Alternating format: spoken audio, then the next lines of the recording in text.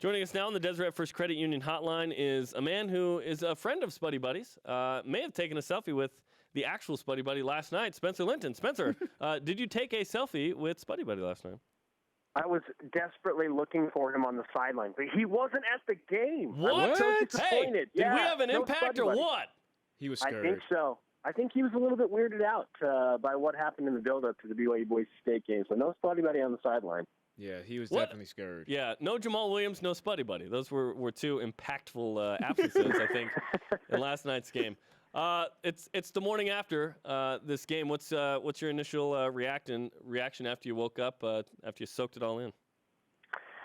I'm just trying to soak in what an unbelievable, entertaining, and up and down and emotional season this has been for BYU. 8 points that have determined 4 losses, but then you look at the BYU wins and you throw out Michigan State, and it's like, okay, they won a game in overtime, double overtime against Mississippi State, and the other 2 wins were by a combined 4 points. You look at one end, and it's like, oh man, BYU is so close to being 7-1. Well, they're that close to being 1-7 as well, and so honestly, the regression to the mean is exactly what they are. They're 4-4. And I have been entertained, I've been frustrated, I have been thrilled, and I have been puzzled. This is what makes college football beautiful. So win or lose, it's a special opportunity to get out and play for these guys and to be there and to watch them. You know, I wasn't taking it for granted last night. I'm not taking it for granted this morning. This has been a very entertaining team. And in reference to the tweet that you read coming into our blog, there's a regression on offense. I don't know how you get better when your best player is not on the field. How are you supposed to progress when you don't have your best player on the field, Jamal Williams? And so those are my initial thoughts this morning. Yeah, Spencer, with that being said, what in the world happened to Jamal Williams? Everything that I heard was that he retweaked an already kind of banged-up ankle. And I don't know when it happened in practice this week or later in the week, but he re-aggravated that ankle that was bothering him in the Utah game and the UCLA game. He re-aggravated that in warm-ups. And I watched him closely, probably for about 45 minutes, when at the beginning of the game, everybody's asking, well, where is Jamal Williams? What's going on? And I was watching him do quick footwork drills and run up and down the sideline, and then he'd come over and he'd reassess with the trainer. And I could see obvious frustration and concern on his face, because he's a dude that will die on the football field for your team, but he just wasn't right. And I think the trainers and Jamal together decided, like, if I'm not going to make my team better and I'm going to risk, like, messing up my ankle even worse for the rest of the season, then this is not the right decision, because there are more football games to be played, and he wants to play in the NFL. And so as much as it hurt for him not to play in the Boise State game last night, this became about, we need Jamal Williams moving forward, and BYU has 16 days now, or 15 days, whatever it is, between now and their next game. He's got to get healthy. And so, yeah, it was frustrating to watch, and I felt sorry for him, because I know how much he wanted to be on the field. Spencer Linton is live from the land of Spuddy Buddy on BYU Sports Nation. The offense, it shouldn't get better without Jamal. I just think the regression from the Michigan State game in terms of just simple blocking, catching, penalties, some of the penalty. Yeah, that was frustrating, right? Play. What did you see on the field? Because a lot of people are saying, hey, let's consider a switch at quarterback. But for me, it's more than just Taysom Hill occasionally with some errant throws. He made some good throws last night. Juergens, I thought the one to Kurtz was a good throw. There were some good throws. There were some bad throws too. But the line struggled. The receivers dropped a lot of passes. What did you see on offense? Yeah, certainly the dropped passes are frustrating. And the receivers, to their credit, they're the ones that stepped up and said, look, we didn't play well. And you should have seen the looks on the faces of guys like Nick Kurtz and the offensive line when they were coming out. They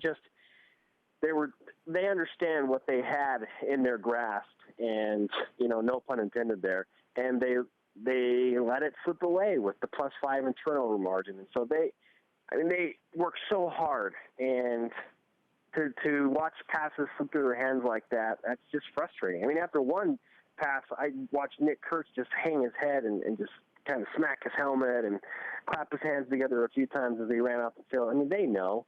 It's not that they don't want to execute that play. It's just, it's unfortunate. And so I think you're right, Jeremy. It's not completely on Taysom Hill. It's not on one position group. This was, in every sense of the word, a team loss between penalties and those drop passes and missed blocking assignments. The thing is, when you have Jamal Williams, a team like Boise State has to respect so many other things. Jamal relaxes everybody else because he garners so much attention from the opposing defense. And so the offensive line, they blocked hard last night, but he makes small holes seem really big. And then when he is being respected, the wide receivers are that much more open because defensive backs and safeties aren't really sure what they're going to do. And so even he impacts the game in a major way and makes it easier and calms his team down on the field. And so I thought it was just so huge not to have him on the field because of all the psychological advantages he gets to BYU, not to mention his ability to run the ball. So, Spencer, Jeremy and I had an interesting discussion about how BYU let this game, pretty much slip away from them. With 5 turnovers, you should obviously win the game. But to defend Boise State, they actually overcame those 5 turnovers and still won the game. So with that being said, who do you think deserved to win the game more? Well, it's hard to argue against Boise State's 571 total yards. Jeez. So true. I mean, that was what was so bizarre about the game last night is they had 571 total yards and turned the ball over 5 times, and it was a 1-point game. So, that's one of the more – that game in a lot of ways was more crazy than the Utah game was to me this year for BYU. Yeah, absolutely. I mean, I know that we joke about certain things that happen on the film. Like, whoa, that was weird. There were 20 of those things last night.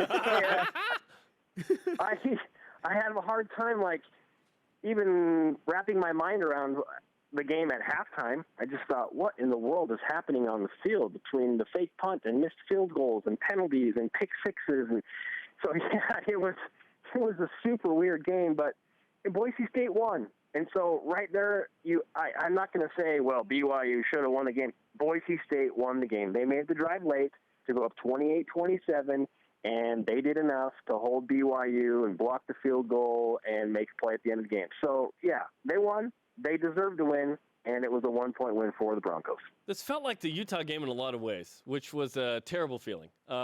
To be +3 in the Utah game, +5 here, there's a late touchdown. BYU has a drive to win the game. They're in position to do something, and it doesn't actually work. That was frustrating, man. And you look at – you talked about the impact of Jamal Williams. He's hurt in the fourth quarter against Utah. He's hurt against UCLA. He's hurt in this one against Boise State. And now BYU sits at 4-4 on the season. Before the season, I think we all would have said, hey, this is nice. But now that the means have played out, I guess I was hoping for 5-3 or better. What are your thoughts?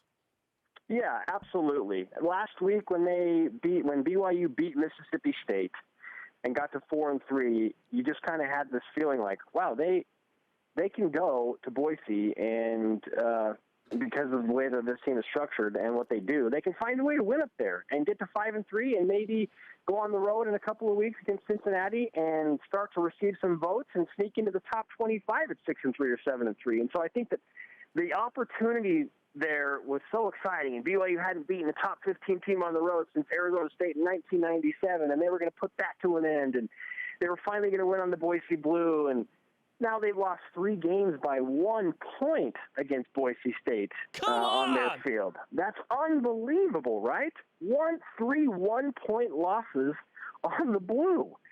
Boise State's 106 now since 2000. BYU could easily make that 97-9 and have 3 wins over Boise State. That's bizarre. But it is frustrating, and there's nothing you can do about it, though. I mean, this, for what it's worth, right now, pushing this thing forward, BYU has an opportunity to get healthy to a degree. Get Jamal Williams back. Get Ului Lapuaho back. Get Tomasi Laulile back. Get Butch Pau healthy. Get Troy Warner fully healthy. Travis Tuiloma's right knee injury we still have to learn about. Yes, there are so many nicks and bruises and injuries. BYU needs this time to make that push during November, get an important win against Cincinnati, take care of business against UMass and Southern Utah, and then handle a rivalry game to close out the regular season. I said we're going to fast, bro. I said we are going to fast. We're going on a football fast next week. There's no game. Let's go on like a media fast as far as media fast. Let's maybe like music or something like that. Maybe some food here and there. Let's do a Daniel fast. Let's turn these points. let's get these points, these turnovers into points. Yes, let's get them in there, man. Let's get some extra help. You know, whenever the Israelites went to war, bro, that's what they did. They used to fast. Yeah. So, the extra little help. I'll say this to close up. I've seen a bunch of people say, man, I wish this team could just finish or close games. And my answer to that is, did they not finish against Arizona? Did they not finish the game against Toledo? Did they not finish in double overtime against Mississippi State? Okay, we want it all. That's by nature. We want it all as fans. We want to win every game. And so you have to step back and look at this and say, okay, they have been good on these final drives. And even in games that they've lost, they've had opportunities. They had to make a drive, like you said, Jerem, at Utah to give themselves a chance to win by 2. And they had to make a drive last night to even get in field goal range, and they did it. It's amazing what they're doing late in games. And so, yeah, hurts to lose, frustrated to be 4-4. Mark my words, this team will not lose again. BYU will win the bowl game. They will finish the season 9-4. And they will be ranked in the top 25 for the first time since 2011 because they have earned respect. You think they'll be ranked after the bowl game in the final poll? 9-4. They will be ranked because people know that this BYU team can play. 4 points by 8 losses. If they're 9-4, this team will be ranked to end the season. Mark it down, bro. That's your first real bowl prediction. Spencer's going for 3. Nice. That's good stuff, man. Hey, thanks. Hang tight. We are going to check back in with you in a couple of minutes with our going for 2 picks. So you got him. Hang out. Go ahead and eat you some good mashed potatoes this morning, and then we'll check back in with you in a few minutes. All right, sounds good.